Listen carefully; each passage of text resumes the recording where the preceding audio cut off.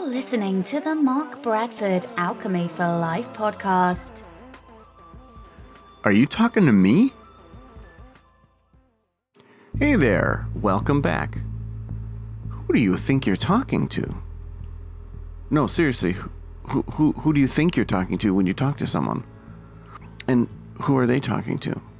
I'm referring to my latest book, 3 Voices, which describes and explains how we each have 3 voices that we use to communicate with not only other people, but ourselves. And a quick primer for those who haven't read the book. Our 3rd voice is our speaking voice. It's the one I'm using right now. It's the only one that can convey information to other people, or at least it could until certain technology kicked in. So the only thing you could ever do is just walk up to someone and talk to them, right? Our 2nd voice is typically our monologue, our inner monologue. For a lot of people, it's the inner dialogue because you actually bounce back with that voice in your head. It's the voices in your head.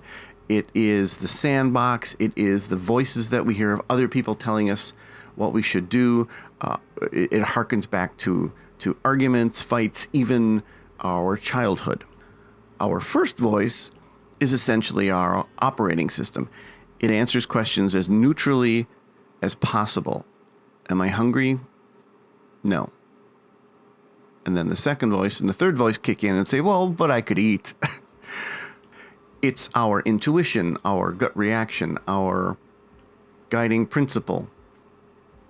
If that all sounds fascinating, and it does, then I would strongly suggest and humbly thank you for picking up a copy of the book. It's only $9.99 and available where books are sold. So now that we've laid that groundwork, an interesting thing occurred to me, which is not mentioned in the book. And that's that sometimes you're not talking to someone's 3rd voice or 2nd voice or 1st voice. You may be speaking to one of their voices and not realize it. And they typically will speak to you from one of their voices. But if you say, well, Mark, you said that we can only speak with this voice, the one that uses sound waves. Well, have you ever had your friend say something to you and you think, who the heck are you today? Like, what was that? And you realize that they're under such duress, or they're under such... They're in a place in life where they've had a conversation with a spouse or a loved one or someone else, that you're kind of hearing the voice of that person, right? Or someone had a traumatic childhood and they say something to you and you think, that's your mother talking.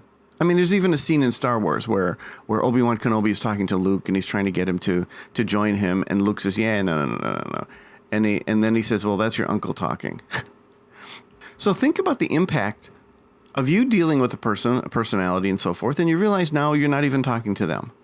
Or rather, a part of them is talking to you that you're unfamiliar with. You're like, wait, I didn't train for this. What is this? I mean, in its simplest form, sometimes you can think, well, it's them having a bad day, right? Someone is, quote unquote, out of character when they say a certain thing or do a certain thing. And I'm not talking about someone having really poor coping skills or being an absolute jerk. I'm not even talking about those things. I'm actually talking about when someone speaks to you or communicates to you, and it doesn't have to be speaking because we have emails and we have phone calls and there's Twitter and all that other stuff. So I'm talking about when someone communicates and it's clearly detectable that their presentable personality doesn't seem to be talking to you. And this happens once in a while, right?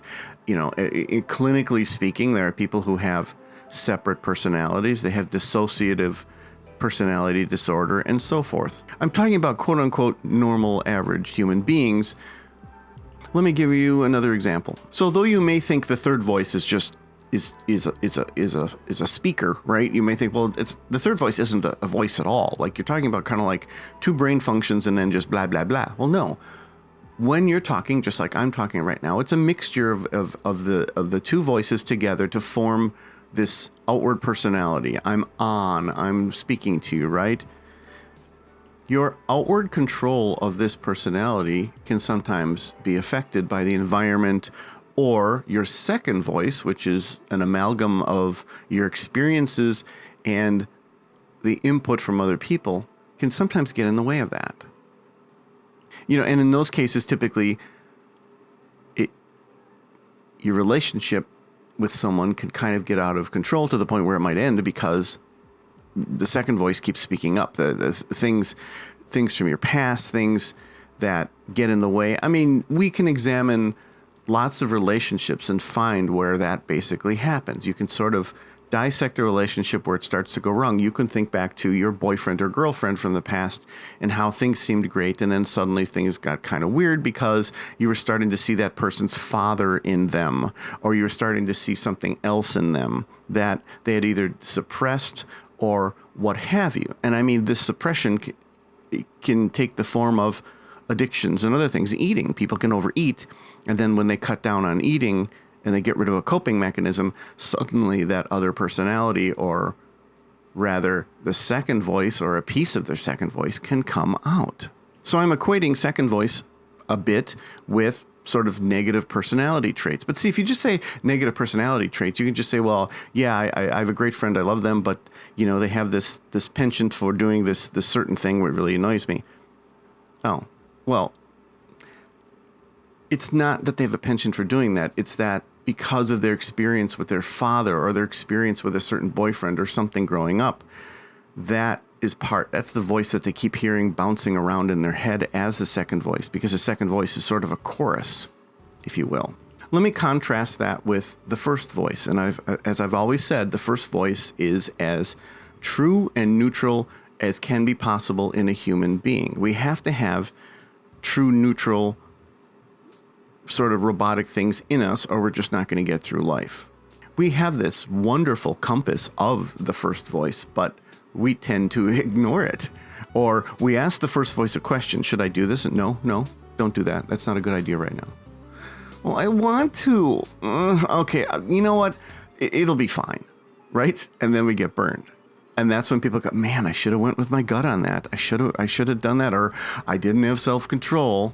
And self-control essentially equates into listening to your first voice, right? I mean, we know when we're overeating. We know when we're over drinking. We know when we're doing something maybe we shouldn't do. We know when we raise our voice when we shouldn't have, right? We know, but we do it anyway. And you could say, well, we're not robots, right? We have personality. We have all the stuff we juggle. We have all the second voices yelling at us to tell us to do something or not do something, or, oh, be careful, they're going to take advantage of you, or whatever, right?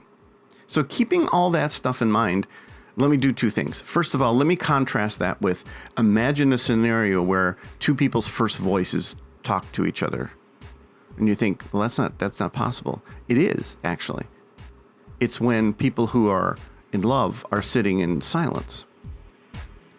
It's when your friend kind of looks at you and looks at his keys and you just nod and go, yep, let's go.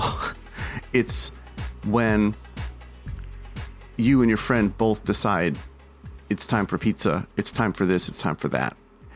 There's no discussion, there's no second voice, there's no third voice. It's just, let's do it. We're in sync, yes, of course. And that's it. And there's no other layers. And I think sometimes friendships form that way, and relationships, because the two first voices are in sync and are allowed to communicate.